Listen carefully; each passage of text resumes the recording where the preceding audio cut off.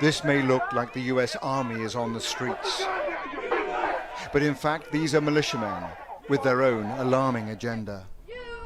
We were witnesses to this extraordinary development, a major US city in the hands of self-confident and heavily armed militias, with police and civic leaders nowhere to be seen.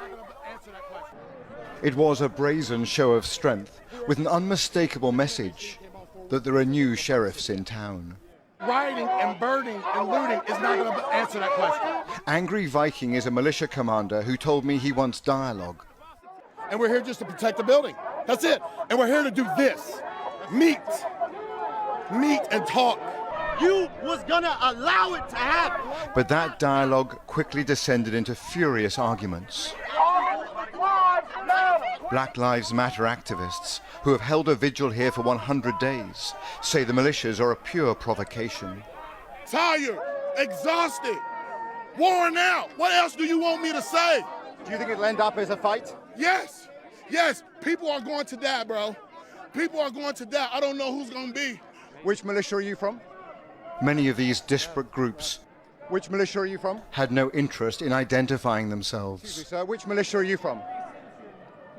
We are all Americans here. We're all Americans here. We're all here for the same. We're all here actually against you. Is what we're here against. You're impeding me from moving my group that way right now, are you not?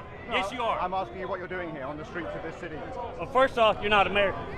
One of the most bizarre features here is this mosaic of different groups. We've got protesters, counter-protesters, we've got militias, we've got other armed groups who refuse to identify themselves. All of it is a recipe for confusion on the streets of Louisville and potentially for chaos.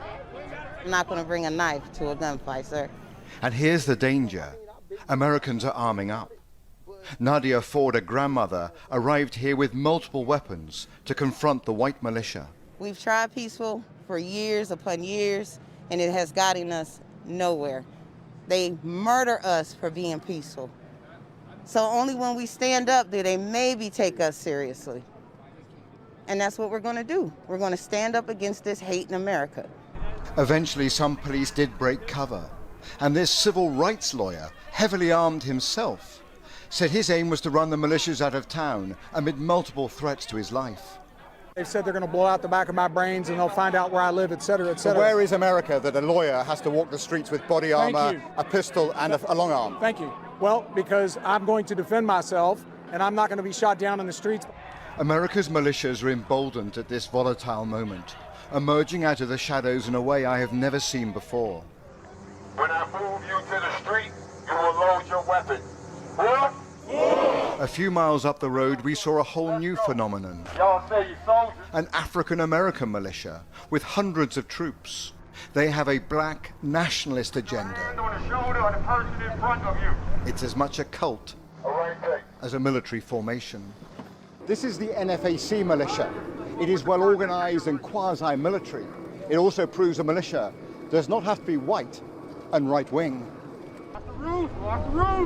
As hundreds of their armed followers march through a residential suburb, I'll call in reinforcements. we glimpse their mysterious leader. Known as Grandmaster Jay, he is a charismatic but enigmatic figure. Move! Clear out! Fearing assassination, his bodyguards surround him at every moment. Jay's moving back, y'all. Jay's moving back. What is clear is that these militias have a new swagger. While the election campaign gathers pace, other forces are showing they will fill the security void after this long summer of protests and violence. Robert Moore, News at 10, in Louisville, Kentucky.